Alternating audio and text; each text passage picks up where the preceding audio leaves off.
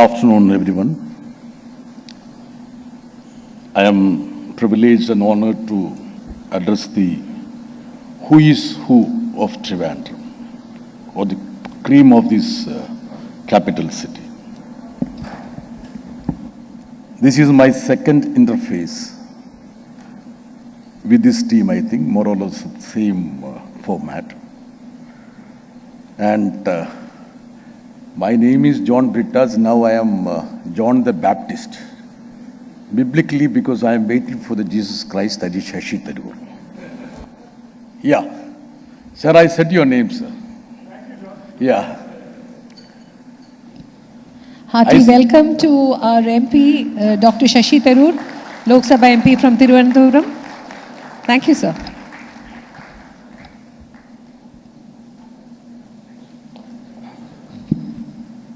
My senior colleague, if he hasn't heard what I said, though my name is John Brittas, I now am acting as John the Baptist, because paving way for the Jesus Christ to come.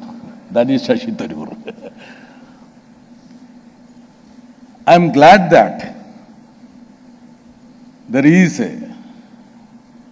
I would say, a prolonged and energetic engagement with regard to the development of Trivandrum city. I feel that the time is ripe for accelerated development. I was just going through the projects that would be making a lot of changes for us, for the future generation. Now, Rajesh Jai is here. If the government of Kerala had blinked once, Vizhinjam port would have had a demise. You know that, what I am trying to say that. Now, the investment in Vizhinjam port, it should be something like to the tune of 8,000 crore, right? Minimum 8,000 crore. And you're all top-notch corporate management personnel, you know that. 1:6 is the multiplier effect of the investment in infrastructure. So that comes to something like 50,000 crore. The impact on the ground on account of Vizhinjam port would be simply 50,000 crore. Then there comes a ring road. I know many of these people. I have seen, where is baby? Somandiram baby. My friend is here. I know a lot of people are buying land there already now. Najib, you would have bought, I'm sure about it. The investment is something like 5,000 crore there. So it simply means that 25 to 30,000 would be the impact on the ground. I'm just citing 2-3 examples. Then there comes the national highway development. I'm sure that one of the reasons why Dr. Shashi Tharoor admire my chief minister is because Mr. Pinarayi Vijayan had the will to put his 2 feet down and say that, come what may, we will go ahead with this national highway project. He knows that both of us are in Delhi. We know how the central government responds to situations. And let me just tell you that I was part of the delegation which called on Gadkari thrice or more than that, half a dozen times, with regard to this imbroglio on this national highway. And at that time, Gadkari had told Mr. Pinarayi Vijayan, Pinarayi Saab, sirf aapko kar sakte, only you can do it. Dr. Shashi Tharoor, you agree with me, I am sure about it. 50%. It was 100%, but the elections are nearing, so it has come down to 50%. I understand his political compulsions. I do understand, sir. See, on one occasion, I remember that. See, we didn't understand what could be the exact problem. Despite the fact that we are offering to facilitate acquiring the land, and there was something which was happening at the side of the National Highway, Surface Transport Ministry. And one day, in one of the interface, Gadkari said, look, it's not a call which I need to take. Even from the PMO, there are certain channel of communications with regard to the project of National Highway Development in Kerala. And he said, you have been coming to me on and often, but let me just tell you what is the issue. Unless Kerala government pitch in to share the cost of the land acquisition, we will not be in a position to take up this project. End clause. I would tell you one. In a span of 12 days, the cabinet met, took the decision to share the 25% of the cost of the land acquisition, that is something like 6,000 crore. Even Gadkari was baffled. How could you manage that? But let me just tell you, there was a small team. I was also part of the team because I was advisor to the Chief Minister at that time. So we were just contemplating. Just Pinarayi said, if you are not doing it, it would be the end of Kerala. End of Kerala, you know that. See the small patch of bypass this side. The city actually swung into this side. And Vijayaraghavan was telling me that something like 20,000, 22,000 crores of investment came to this place because of this bypass which was here. You will speak, I'm sure about it. But we don't have any area of disagreement, sir. Yeah. He would be talking about the political culture, I'm sure about it. I also share that agony.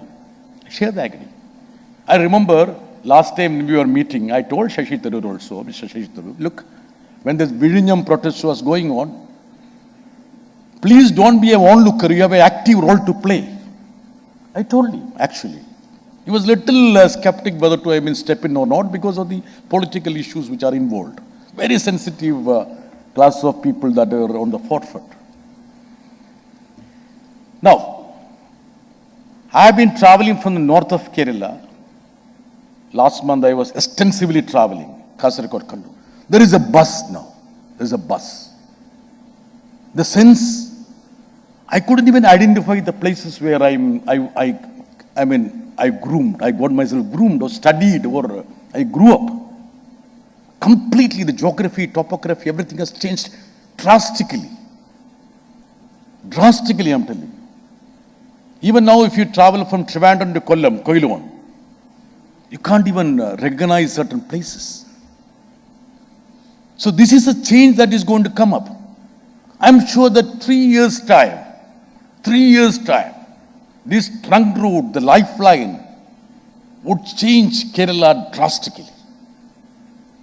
Rajesh Jha, let me just tell you one thing. You have been managing a lot of people.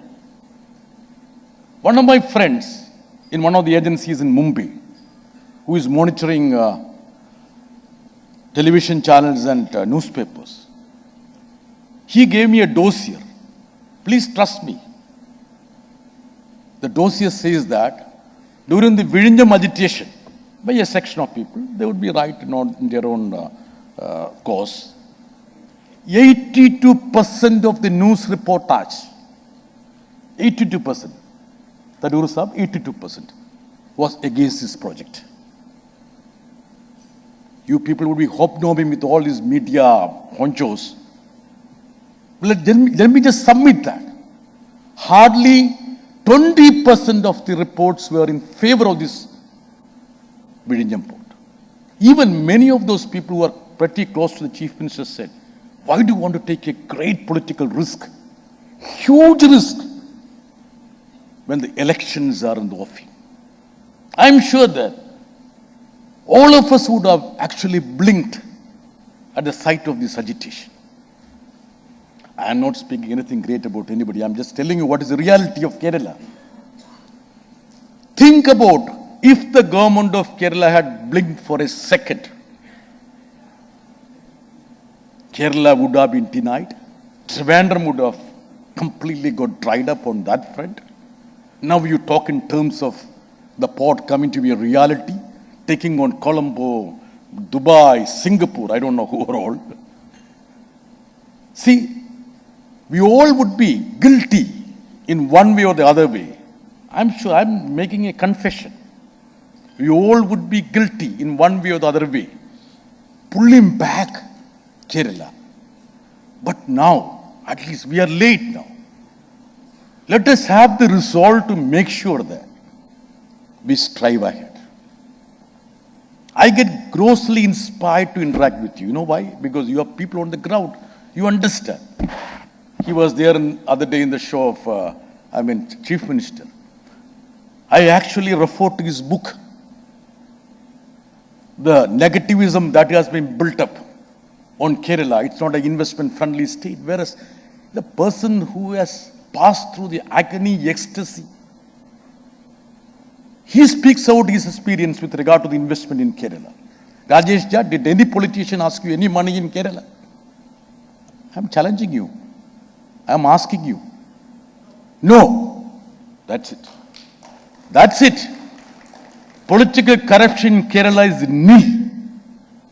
Whereas you go to any other state, Karnataka, my friend was campaigning, across the state. Congratulations, sir. It's your victory too. Yeah, good results. I'm happy that at last the Congress is using him. Yeah, that's a thing. So, there the main campaign was 40% there. 40% Sarkara. That was the campaign. I would say, I have never come across anybody who says that there is a political corruption, people are asking money for investing. If you're starting a hotel in Tamil Nadu, I'm sure about that, counting the numbers of the rooms, they will charge you what is the money you have to shell out. So I'm just telling you, there is a narrative now. There is a narrative that is happening. So I've just cited 2-3 projects. Now comes the waterway. Any state, can it be proud of the waterway we have? If you develop the waterway, Trivandrum would be something like Venice, or I won't say, would be submerged in water, but I would say it would be facilitated by a very cheap mode of transport. Waterway. It can take you to Kasaragod. There are a lot of bottlenecks there, but still I feel that it's a project for the future. The rail connectivity, national highway development, ring road, Vizhinjam port, and airport that has been, on a platter we have fanned over to you. Adani Group, you are there. And now if you mess up, it would be your own issue, I would tell you that. Yeah, you will have to, pump in a little more money here, I'm sure about it. And be competitive about that. Try to, expand the catchment area of the airport. Like what Sial does, give, certain concessions to those people in landing, lodging, everything like that. The London flight of Air India was brought to Kochi by profusely giving concessions to the airlines, which you also should do. You tell your brothers in the airport vertical. And Life Science Park, where is he? Life Science Park, yeah. He is leading that life science, that vertical. Pharma, medical devices.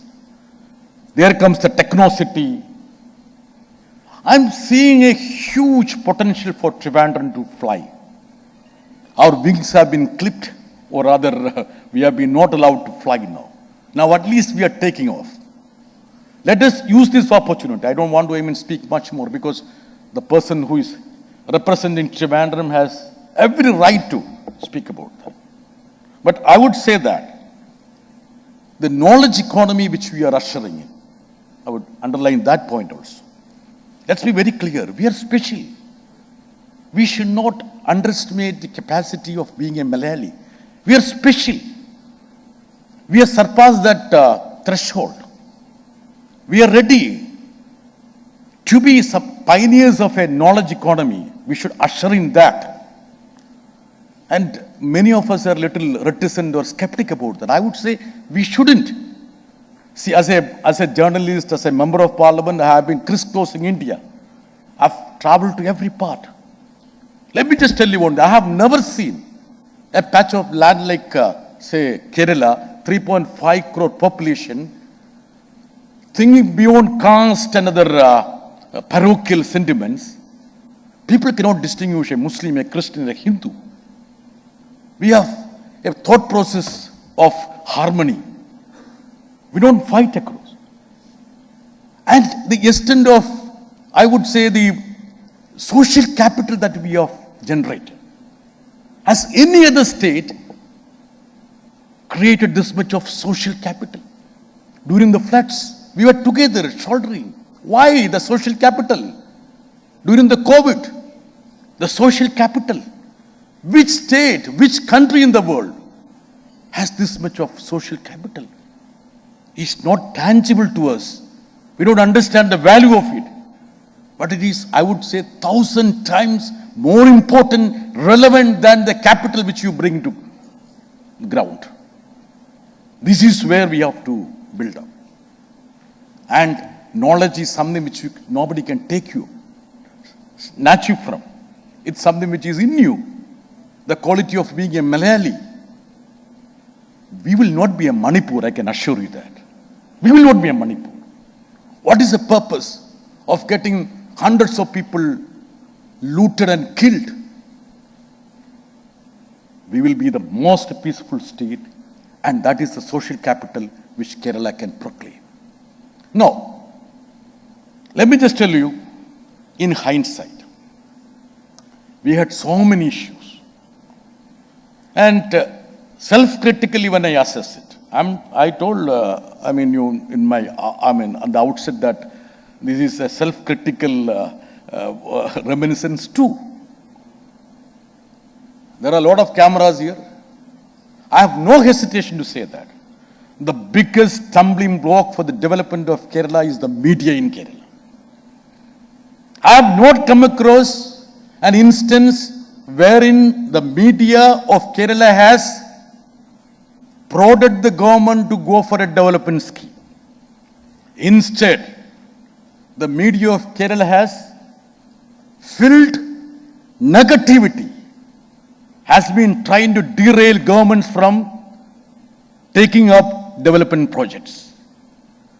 We have come to this stage despite the media, not because of the media, despite the media. I have no hesitation, no compunction telling that. Even if the media, run amok against me, I have no issue at all. Let me be just candid. The administrators, the politicians, the businessmen are much more forthright. I told you, 82% of negative reportage on Vizhinjam when that agitation was there. Can you ever imagine media being reckless in any other state? In any other state? The National Highway Development. I told Mr. Ummanjandi, there was a small interface with, we had. I told Mr. Ummanjandi when he was the Chief Minister, I said, sir, I may not share your politics, but if you are bold enough to, take up this National Highway project, myself and my channel would be behind you. We will never ever give a negative report on that. You can check up with him or check up with his team. I told you. See, can you imagine a representatives of the political parties, a delegation going to Delhi to say that we don't want roads? That's the biggest joke, which I think it's something it is being talked about again and again, saying that that was the first time when Dr. Manmohan Singh had a hearty laugh, and the last time too. The leaders from Kerala are going to Delhi to say that we don't want roads. Even then, we had the resilience to, come back. So this is a time when we need to take off. Let us be very clear about it. We have a lot of shortcomings which we need to tread ahead to understand how to resolve it. But this is a ripe time, and I know areas like waste management, there are areas like that, the culture has to change. But now we are competent, or rather we are convinced about the fact that we have the ability to move ahead. Let us use this as a springboard. And if everything goes well, more than 1 to 1.5 lakh crore will be invested in Trivandrum in coming 5 years. in infrastructure and other sectors, which would take this capital city as one of the best cities in India. Thank you very much.